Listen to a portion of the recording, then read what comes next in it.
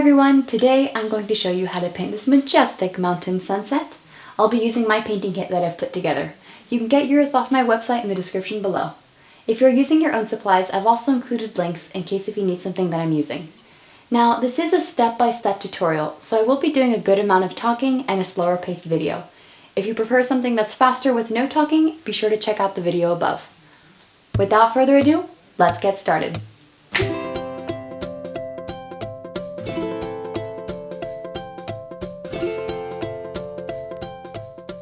We'll start by adding a tape border to our edges. So all we'll need for this step is our cute little washi tape and our little block of wood.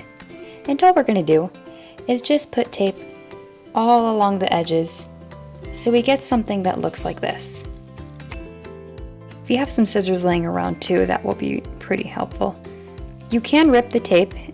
It is easy to rip with your fingers, but I think it just makes it a little bit more simple to use scissors.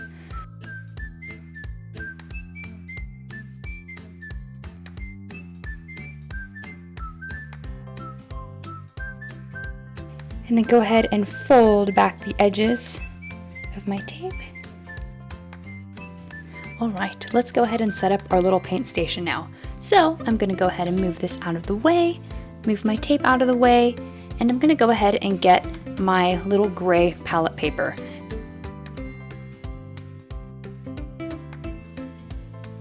Next, we'll add our little washcloth or paper towel, whichever you'd prefer. You'll find across all of my tutorials that I personally like to use a washcloth or a little towel over a paper towel. One, because I think it cleans the brushes a lot better, and two, it absorbs a lot more water, so that way whenever you flip it up, you don't get a little surprise mess and find colored water all over the place. Then go ahead and get your water. So I'm going to use the largest brush in my kit. And I'm going to start just by dipping it in water to wake up those bristles because they might be a little stiff when you first get them. So go ahead and take that out of the water, give it a little wipe on my washcloth. Now I'm going to add a gloss medium to create a layer over the tape and the wood. And the reason I'm doing this is to lock the tape in place, and so we create a barrier so that the paint doesn't get in between the wood and the tape. So this will give us really clean lines at the end. So if you're using my kit, you're going to go ahead and get the container with no label on it. And when you open it up, you'll find this lovely little, almost milky clear substance. If you are using your own supplies, this is what I'm using, this Liquitex gloss medium. Now, if you go online and try to find other ones like this, you'll find that there's like, I don't know, 5 that have the same green label but say different things like varnish, matte. It can get overwhelming and really confusing quickly. So I would say just keep it simple. Just get the one that says gloss medium. And I really like this one because it makes a great surface prep for the beginning, but it also makes a nice varnish for the end of my painting to help give it a nice little shine, gloss. Now I'm always going to want to serve myself onto the palette. I'm never going to want to paint directly from here onto the surface because there's a chance that I might not use all of the stuff, and so I might just end up wasting it or just getting it dirty, and we wouldn't want that. If you're using my little containers, definitely make sure that you close them just to make sure we keep our medium nice and fresh. So all we're going to do is just dip our brush into water and make a little glob right here. You should see how nice and runny this gets. And I'm going to go ahead and just pick some of that up and really loosely just brush this all across my surface. This is just the surface prep, so don't take it that seriously. We're just having fun. And the most important thing here is just to make sure that you're especially getting the spot where the tape and the wood meet, so we really lock those things in place. You'll find that it should dry fairly quickly. It should take no more than 5 minutes for it to fully dry. To make that glowing sunset, I'm going to use 3 colors: white, cadmium yellow light, and deep yellow. All right, and remember, we're always going to serve ourselves if we're using our little containers. So go ahead and open that up. And before I even put paint onto the palette or on any surface, I want to mention a little habit that has taken me a bit of a while to get, and honestly I'm still working on it, but once I got this down, it really helped keep my painting work area a lot cleaner and also helped keep my water a lot cleaner. So I always try to wipe my brush before I dip it in the water, because back when I was teaching, I would see a lot of people get their brush, it's full of paint, they just dip it in the water, and before you know it, your clean water has suddenly turned a bright green, and you have to continuously get up and change the water, and that can be a little annoying. It can disrupt your flow when you're trying to paint. I'm just gonna go ahead and serve myself. I'm going to serve myself about a dime size amount of paint. Actually, make that a nickel. We're going to use a lot of white for this painting. I'll start by dividing my surface into thirds. So go ahead and just dip your brush into a little bit of water and get a little bit of white at the edges. Now, I'll always aim to pick up paint from the edges here, so that way I can keep my color as clean as possible. This is especially going to be important when I start mixing my colors. So I have just a little bit of a watered down white here, and I'm going to roughly split my surface into thirds. Don't worry about it being perfect. This is just going to be a little guide for us.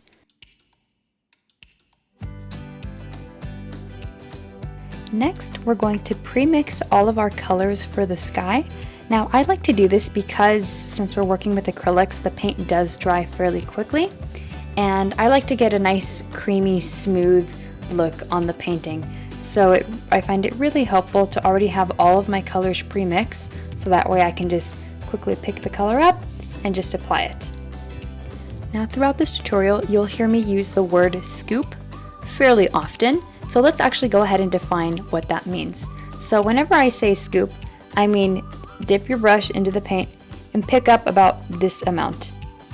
I'm going to go ahead and put that aside here. So the first color we're going to mix is going to consist of 2 scoops of white and 1 scoop of our cad yellow. So I'm going to go ahead and pick up another scoop, put that here, and then go ahead and come by, pick up our yellow. The yellow's being a little shy right now. All right, add that in. And go ahead and mix those two together. Now when we're mixing, we want to try to keep all of our paint close together as much as possible. You don't really want it to spread out too much, because then the paint's going to go spread out to other places, but then you're not going to have like a little clump of paint to pick up. Now I'm just going to do the reverse. So I'm going to grab 2 scoops of cad yellow, put those there. Wipe my brush off, just for the sake of keeping my white clean. Grab a nice scoop of white and mix those two together. Now you'll find that this should be just a slightly brighter version of the color that we just mixed. Now let's mix our third color. So I'm actually not even going to wipe off my brush.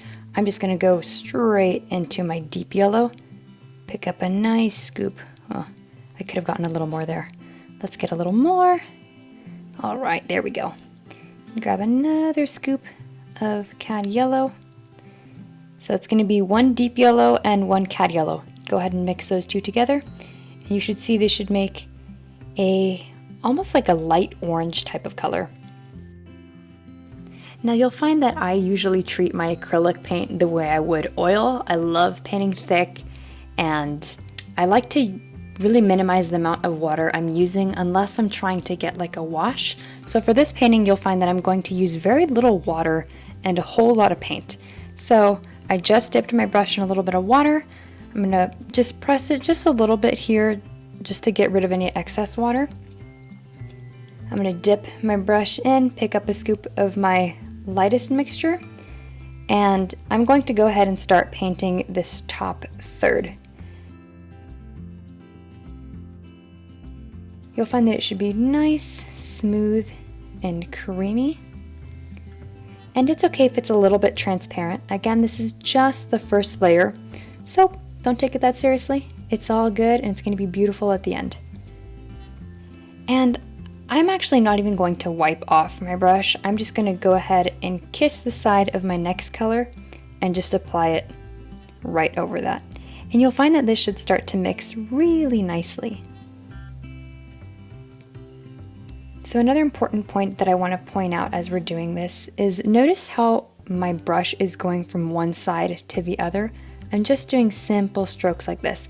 I'm not doing this because if I did that, you'll see that it just pulls the paint one way and then it just pulls it back. And so that can kind of mess with the texture and the smoothness of. I'm going to just go ahead and dip my brush in to get our next color in. And I'm just going to apply a little bit to the top here.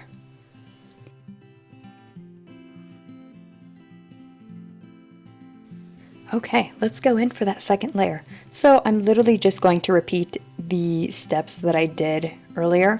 So I'm just going to grab a scoop of this color, apply it to the bottom, paint from one direction to the other, and you'll find that it should start to give us a much more opaque layer on top.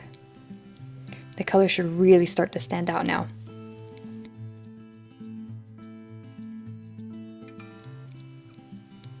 Painting skies like this is always my favorite. I just love how smooth the colors blend. And even though I'm replicating this painting here, it's never going to be exactly like this again. Even if we do the same painting multiple times, we'll find that it always comes out a little bit different, and that's okay. I like it because it helps me to let go of this perfectionist mindset or this idea that it has to look exactly like this. This painting is gonna look like this one. Yeah, I'm using this as a sample, but this painting is gonna look like whatever this turns out to be. Go ahead and grab your light orangish mixture, apply that on top. So at this point, I might get some questions. Maybe you're finding that you're having some difficulty blending. Like here, it's not very smooth. It's like this color and then it goes straight into this one. So what you want to do in that case is go ahead and wipe your brush, get a little bit more of the lighter color, and just have it fade into my brighter one. Just like that. And now I'm going to go ahead and just wipe off my brush again, and I'm going to go in for a third layer. This is going to be my final layer for the sky, and this is going to be my thickest and creamiest. For this part, I'm actually just going to get straight white, just a little bit, and apply it right here to the bottom part of my board. And now I'm going to get some straight cadmium yellow and apply some there. So this should give us a really nice bold yellow.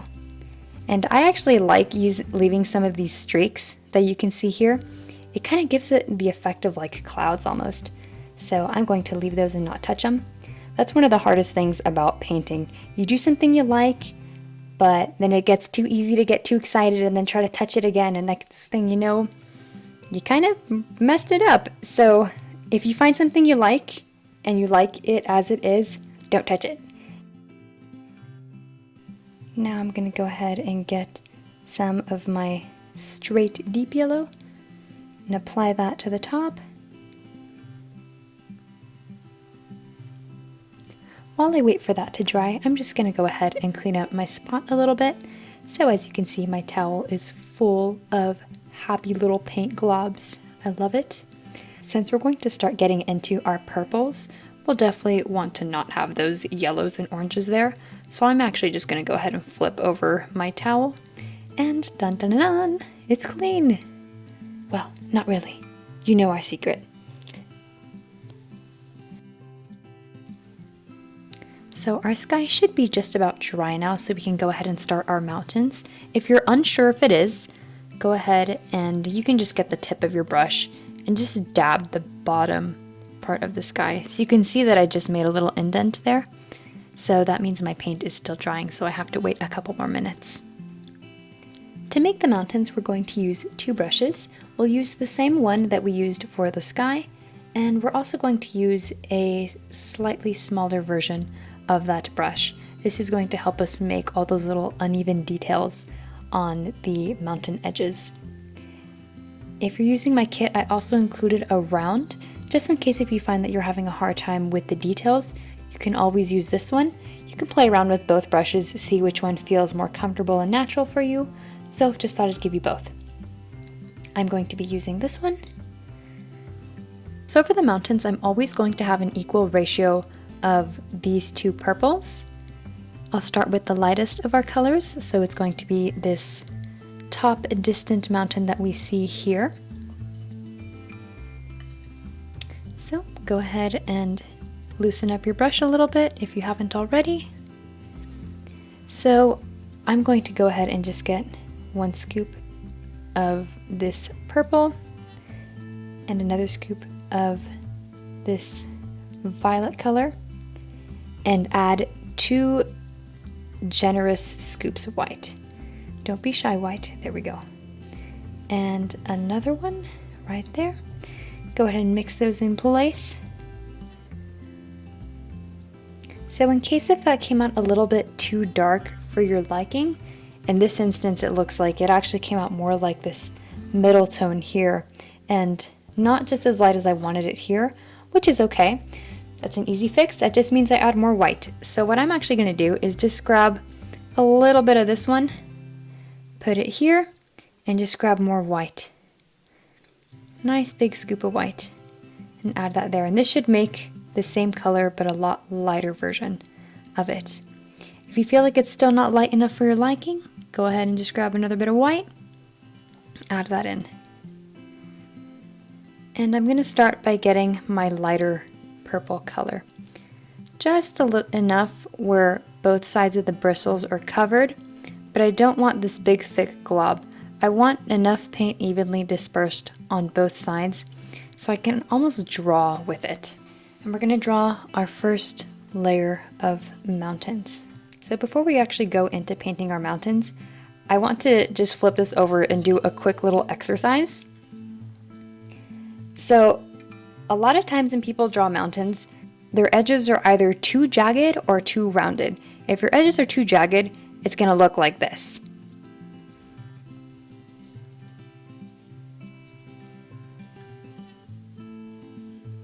And that doesn't look very natural. On the other hand, maybe your edges are too round and they look like this. Which is also cool too, you know, if maybe you're going for a more modern, abstract style of a mountain, this is great. But if you want to get that realistic sort of looking mountain, you'll see that I have a combination of curves and jagged edges here. I'm going to start right here at the bottom of where my sky finishes.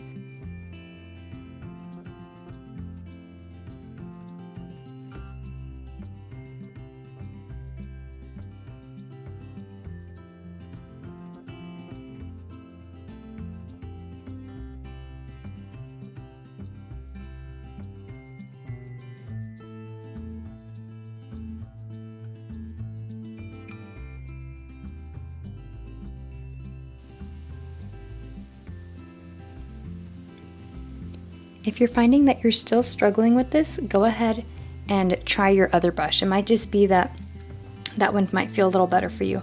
I'm actually going to go ahead and try that one out.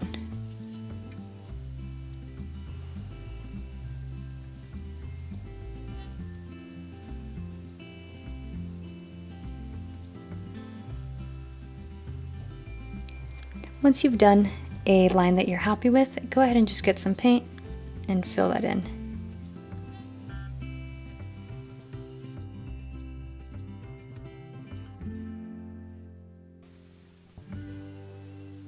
Once we've done that, we actually want to go in with a little bit of white just to bring out the edges. Because you can see here, I have a little bit of white added here. This will help just give a little bit of dimension to our mountains.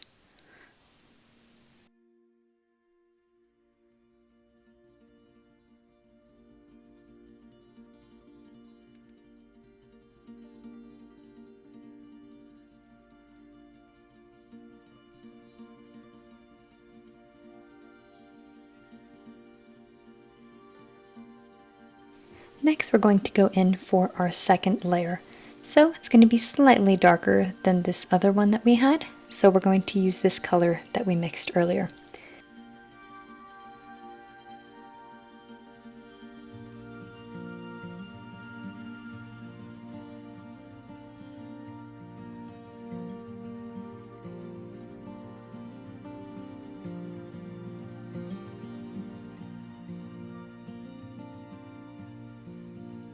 Once you finish that one, we'll go ahead and do our third layer of mountains. What I'm going to do is, because I have a lot of leftover paint here, I'm just going to add more purple and more of this violet color into that. So I'm going to get 1 scoop of this purple. I'll just grab the remaining of that, another scoop there, and mix all that together. If you feel that it hasn't darkened enough for you, go ahead and just grab another scoop of this darker purple and add that in.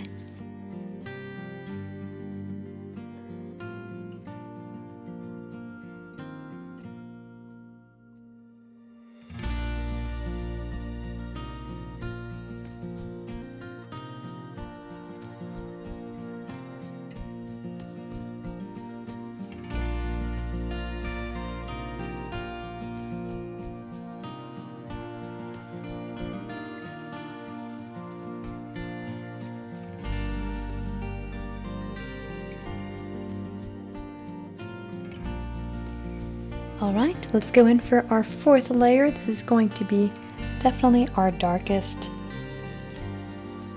What we're going to go ahead and do is get a scoop of purple here, our violet here, and just a touch of black. Very, very light. It should feel like a light black, very, very dark kind of purple. Almost like a plum type of color.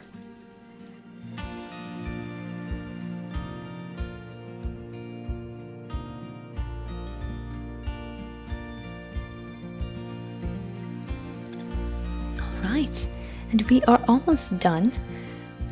We're going to put in our last layer of mountain. Actually, what am I saying? That's not even mountain, this is actually the ground. Whereas if we were actually standing and looking at this, this would be the ground which we are standing on.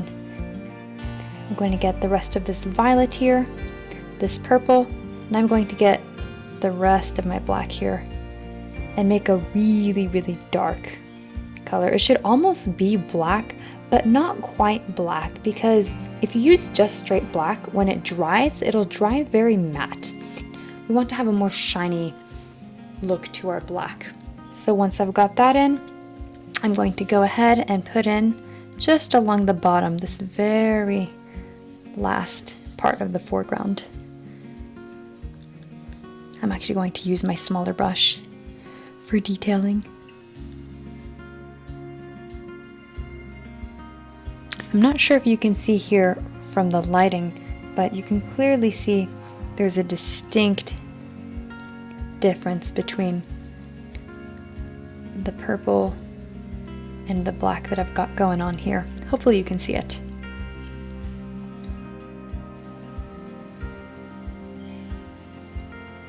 Alright, once you finish that up, go ahead and let that sit there for a couple of minutes. Alright, now it's time to peel some tape, my favorite part of the painting. Be sure to share your tape peel video on social media and tag me for a chance to win a private painting class with me. Alright, here we go!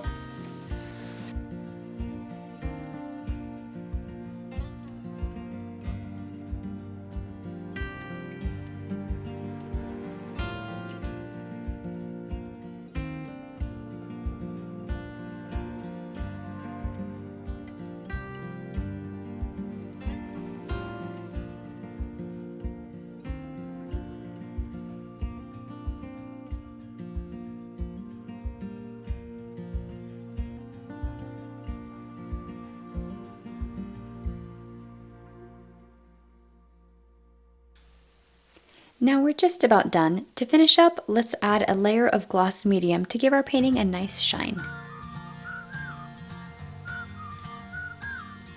I love these little curly cues. Oh, so satisfying. Now for this last part, I'm not going to dilute the medium with any water. I'm just going to grab some and go right for it. I'm going to spread that evenly across the entire painting. And it should glide pretty smoothly across the surface. You'll want to try to just make one smooth layer over it, because if you start to layer it, it might dry unevenly and you might get an uneven texture on your painting. Thanks for watching this tutorial. I hope you've enjoyed it and made something you're proud of. For more videos like this, be sure to like and subscribe to my channel. I'm excited to share that this is my first YouTube video and this is only the beginning. Let me know in the comments below what you liked, suggestions, and what videos you'd like to see in the future. Thanks again, and I'll see you soon.